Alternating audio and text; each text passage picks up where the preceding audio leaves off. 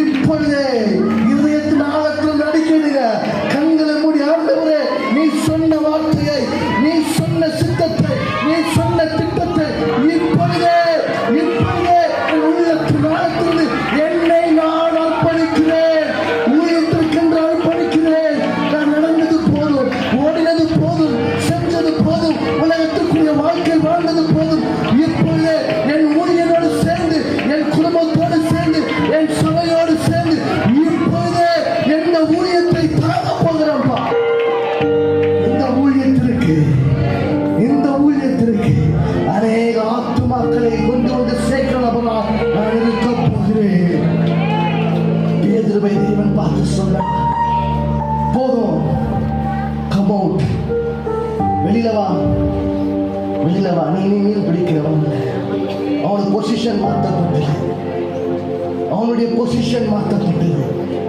மீன் பிடிக்கிறவன் பேதுருன்னு இல்ல, ஜனங்களை பிடிக்கிற பேதுருவாய் மாற்றப்பட்டான். இன்னைக்கு நீங்க யாரு?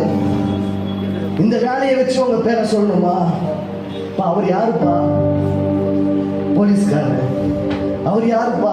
இந்த வேலையை செய்யணும். இல்லை, ஆண்டவர் இன்னைக்கு பார்த்து சொல்றாரு, அந்த வேலையை செய்வதற்காக நான் உன்னை கடைசியை அற்புதத்தை செய்கிறேன்.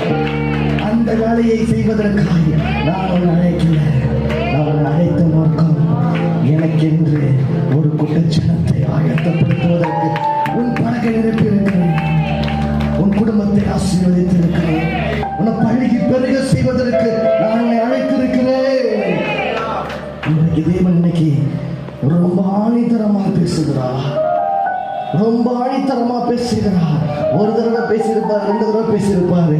இன்னைக்கு ஆண்டவர் என்கிட்ட சொன்ன வார்த்தை, இந்த வார்த்தை இதுதான் லாஸ்ட் தடவை உங்ககிட்ட பேச போறாரு. இதுலயே நீ மிஸ் பண்ணிட்டேனா, இனிமேல் உனக்கு எக்ஸ்கியூஸே கிடையாது. அழைக்கும் பொழுது, பேரை திறந்திருக்கும் பொழுதே உள்ள வந்துடணும். உள்ள வரலன்னா அவர் சாத்திடுவாரு. நோவாவுடைய பேரையை